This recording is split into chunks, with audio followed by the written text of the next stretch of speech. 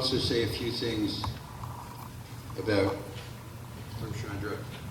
Ramchandra is one of my oldest friends and collaborators, and we first met in 1966 when I was a graduate student and he was a fellow, and he came to MIT to join Professor Javan in, which was probably the earliest group in lasers that was formed.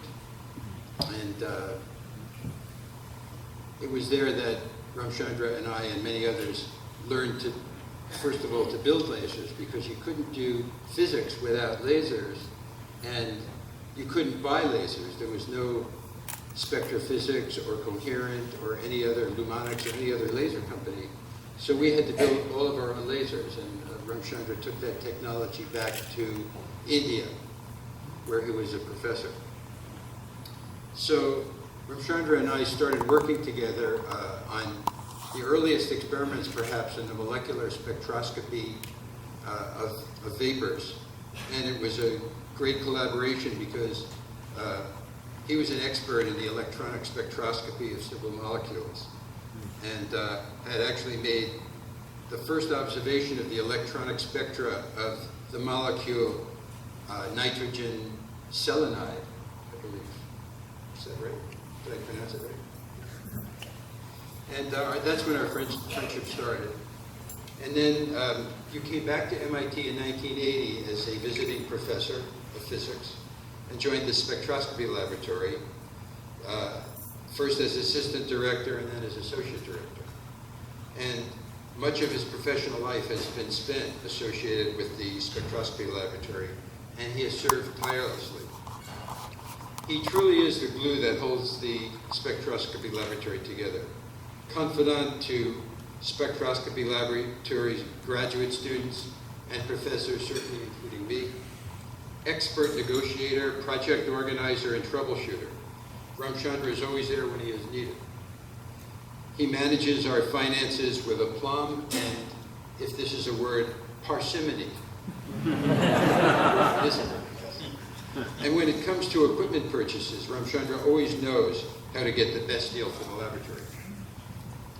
Now, much has been made in the sessions this morning and this afternoon of a relatively new habit of Ramchandra napping at meetings. And I would like to make some comments about this. The first thing I would like to say is that napping is in the best of traditions, as exemplified by President Ronald Reagan, who always napped, a known sleeper in meetings with his cabinet. And this morning, I don't know if any of you are early morning New York Times readers, but could somebody flick on the... I happened to see a picture this morning of another napper.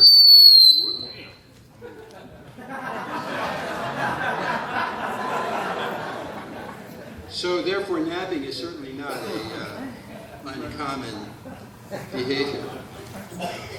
This is an unretouched photograph. This is no Photoshop.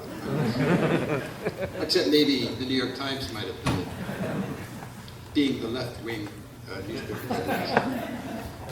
The other thing is that I remember, Ramchandra, I doubt if you remember this, taking data with you in a very small space in the laboratory in 1966. And suddenly I became aware that you were asleep. And so I just wanted to point out that napping is not a new thing for Ramchandra. The other thing I would like to raise about Ramchandra is this business of changing names. When I first knew him, he was D.R. Rao.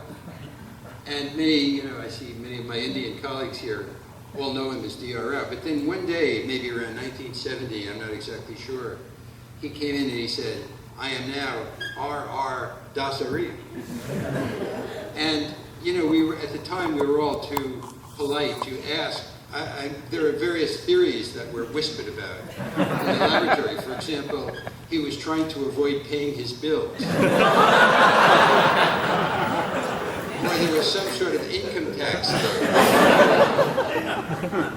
But, so that will be a mystery that still is to be unveiled.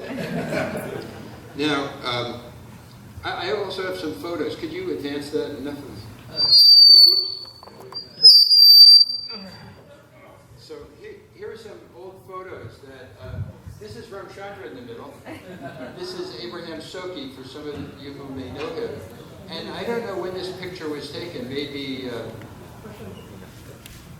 in the 1970s or late 60s. And the next one, please. And this one, Ramchandra, isn't this your mom? Yes. So this is Ramchandra's mother that I had the pleasure of meeting. And Ramchandra is on the right, and at this time you can see I had a beard and I was wearing some sort of Indian regalia. Next, please. And here we are at the famous tower at, is it Amritsar, this particular tower? The Taj Mahal. Okay. And then the next one. This was in Hawaii, and Ramchandra and I and Suhasini were all in Hawaii together. Maybe there's another one of Hawaii. Maybe not. This one is Katrin Knight and the Dasaris. I believe this was in Hong Kong. And maybe we have another one of Hong Kong. I think, is this Hong Kong? Yes. Yes. And then the next one is Ramchandra and I in the lab, and that's... So, Ramchandra, as we all know, Ramchandra has been happily married for 56 years to Suhasini. And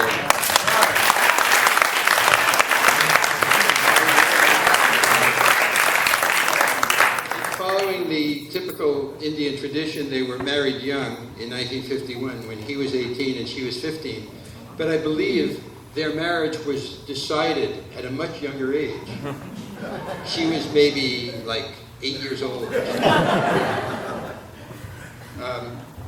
And many believe that much of Ramchandra's wisdom actually emanates from Suhasini, but I won't comment on that. And Ramchandra's entire family is here, and he has 2 kids that I've known since they were little, Satish and Lakshmi, who are here along with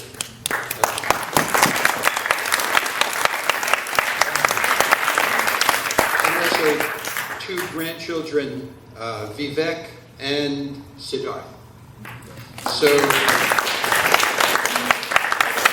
this is really very much of a family affair, and as Professor Javan said, Ramchandra is going to be retiring in a kind of 3/4 mode and going to Chicago, but he promises to come back 1 week a month to keep us out of trouble, and we very much need that, and we're going to really miss him very much.